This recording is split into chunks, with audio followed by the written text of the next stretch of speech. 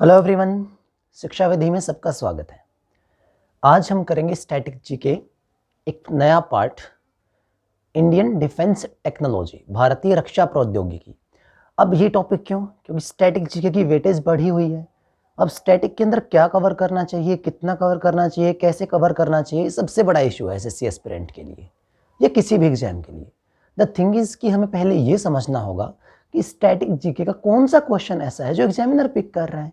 जैसे अभी बच्चों की क्वारी आती है, कुछ कहते हैं सर देखो स्टैटिक का क्या करें, हम बताओ 1978 में बांग्लादेश का कौन पीएम बना था, ये पूछ लिया उठा के, बताओ इसका हम सर कैसे निकालेंगे, इतना पीछे कौन याद करता है। सिंपल चीज़ है। वो क्यों पूछा गया? क्योंकि रिसेंट में इंडिया और बांग्लादेश, इनकी कोई ट्रीटी हुई होगी, कहीं इन्होंने सैनिक अभ्यास इकट्ठा किया होगा। भारत के पीएम जो हैं बांग्लादेश जाके आए हैं, उनके वहाँ से कोई चीफ गेस्ट हमारे यहाँ आया है, कुछ समझौते हुए हैं। यानी जिस भी चीज़ की, जिस भी कंट्री के साथ रिसेंट में हमारे अच्छे लिंक या कोई ट्रेटी कुछ भी हुआ है या प्रॉब्लम क्रिएट हुई है, उन कंट्रीज से क्वेश्चन पूछे जाना, yes it is most probable. ये ओल्ड यूपीएससी पैटर्न था, यूपीएससी ऐसे करता है। अब एसएससी ने वही चीज़ अडॉप्ट कर ली है, सेम वो एसएससी कर रहा है। और क्वेश्चन भी उस कंट्री के वो नहीं होंगे जो अभी हुए हैं, करंट के नहीं होंगे, पास्ट में। ये यूपीएससी पहले करता था, अब एसएससी ने वो काम स्टार्ट कर दिया, सिंपल चीज़ है। तो आपको वो चीज़ जाननी होगी। अभी भारत ने हाल में ही हाइपरसोनिक मिसाइल के लिए टेस्ट किया है, तो ऑब्वियसली बात है कि डिफेंस टेक्नोलॉजी जो है वो एक हाईलाइटेड टॉपिक है, और इसके पास्ट से शुरुआत कैसे हुई थी वहाँ से लेके अभी तक के क्वेश्चन आएंगे। चलो बात कर लेते हैं। पूरा आपको समझाऊंगा, प्रेम से समझाऊंगा। 3 पार्ट के अंदर वीडियो बनेगी, एक में काम नहीं चलेगा, 3 पार्ट्स के अंदर हम वर्क करेंगे अलग अलग। पहले 2 में मिसाइल्स को समझेंगे, थर्ड में इनका फ्यूल, लॉन्चिंग, सैटेलाइट वगैरह के बारे में और लॉन्च व्हीकल के बारे में बात करेंगे, ठीक है। नोट्स अलग से मिल जाएंगे, मैं इस वीडियो में आपको समझाऊंगा। स्टैटिक जीके कहानी के माध्यम से लिंक करके समझी जाए तो आसान होती है, नहीं तो मुश्किल हो जाता है फैक्ट को याद रखना। तो भारत का जो डिफेंस टेक्नोलॉजी है, जितना भी, वो देखो डिफेंस टेक्नोलॉजी, अब रक्षा प्रौद्योगिकी की बात करते हो, इसकी शुरुआत 1958 में हुई। डीआरडीओ सबने नाम सुन रखा होगा, दिल्ली में इसका हेडक्वार्टर है। जो भी हमारे डिफेंस मिनिस्टर होते हैं, रक्षा मंत्री हैं जो भी, उनके वैज्ञानिक, कुछ वैज्ञानिक होते हैं उनके पास जो उनको एडवाइस करते हैं, सलाह देते हैं, वही डीआरडीओ के महानिदेशक होते हैं। जो रक्षा मंत्री के वैज्ञानिक सलाहकार हैं वही डीआरडीओ के महानिदेशक होते हैं।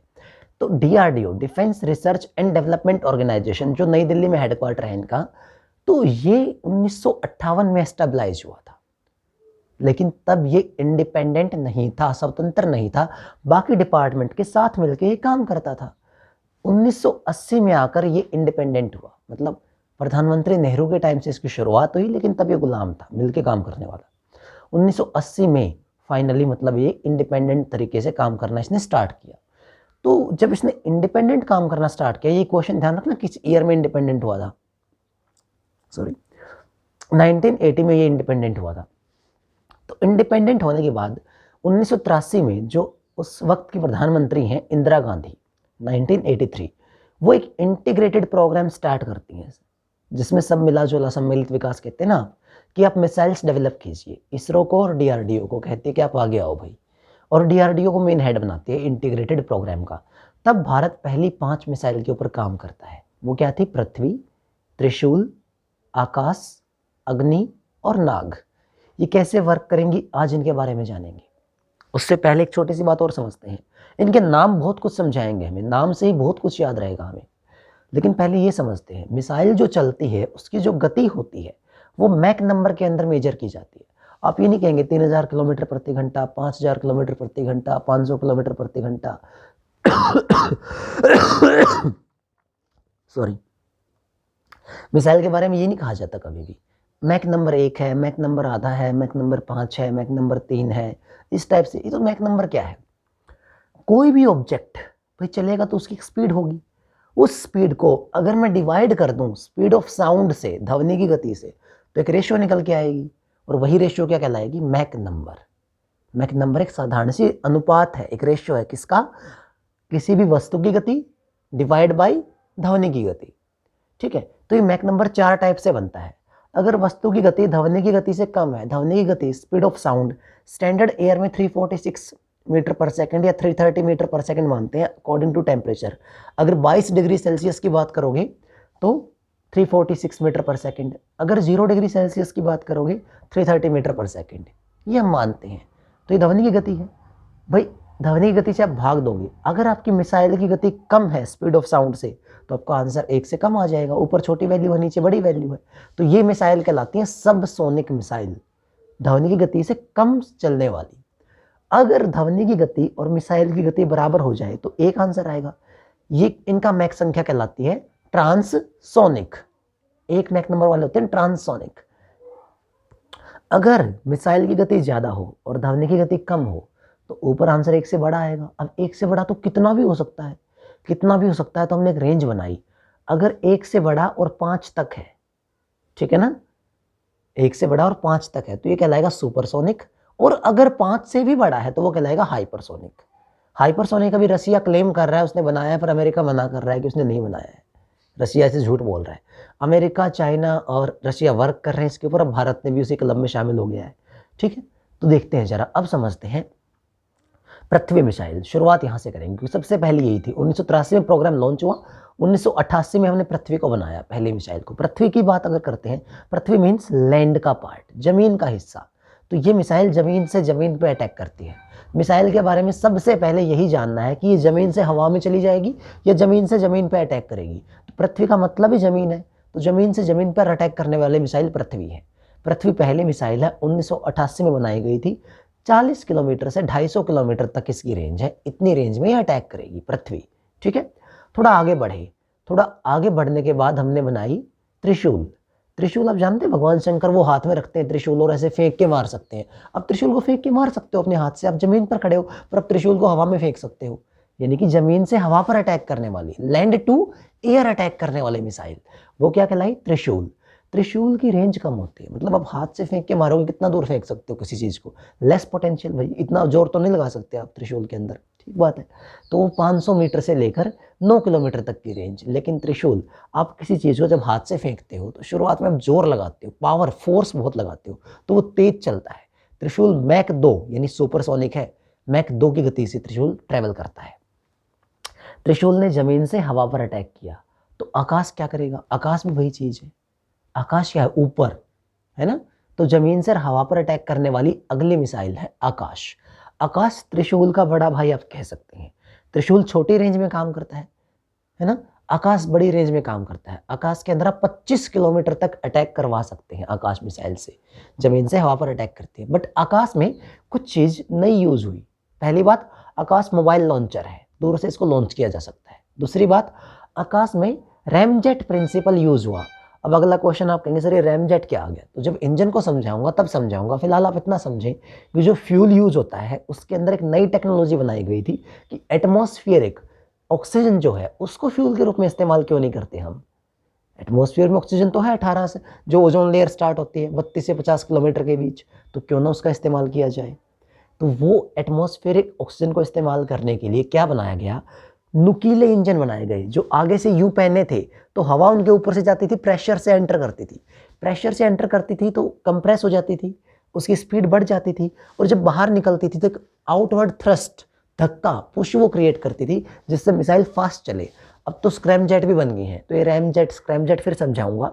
इतना ध्यान रखना कि रैमजेट प्रिंसिपल पहली बार आकाश मिसाइल के अंदर इस्तेमाल हुआ था। हवा में है तो ऑब्वियसली बात है वो उसको यूज करेगी, तो और तेज मिसाइल बनाने के लिए स्क्रैमजेट का इस्तेमाल किया जाता है, ठीक है।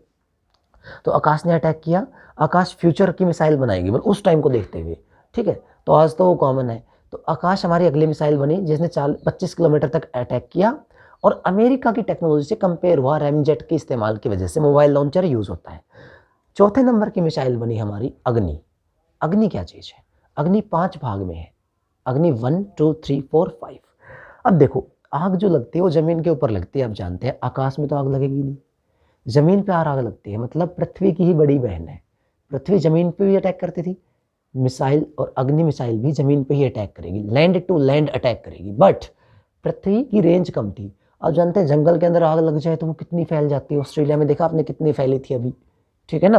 तो ये बहुत दूर अटैक करती है, 3000 से 5000 किलोमीटर तक अग्नि की रेंज है।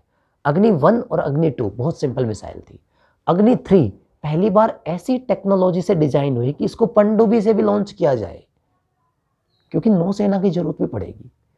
अच्छे लेवल के युद्ध होंगे तो नेवी का भी रोल आएगा, तो हमने नई टेक्नोलॉजी बनाई 2008 के अंदर कि पानी से भी लॉन्च करवाओ यार। तो पनडुब्बी से लॉन्च करवाया पहली बार किसको, अग्नि 3 को। फिर अब बात आती है अग्नि 4 की। अग्नि 4 परमाणु हथियार को ले जाने में सक्षम हुई। और अग्नि 5 2012 में जो परीक्षण हुआ सबसे इंपॉर्टेंट, अग्नि 5। अग्नि 5 में क्या विशेष बात थी, अब तक भारत की जो रेंज बनी है वो 3500 किलोमीटर तक की है, मतलब ये मैक्सिमम इंडिया की टेरिटरी क्रॉस कर सकता है बस।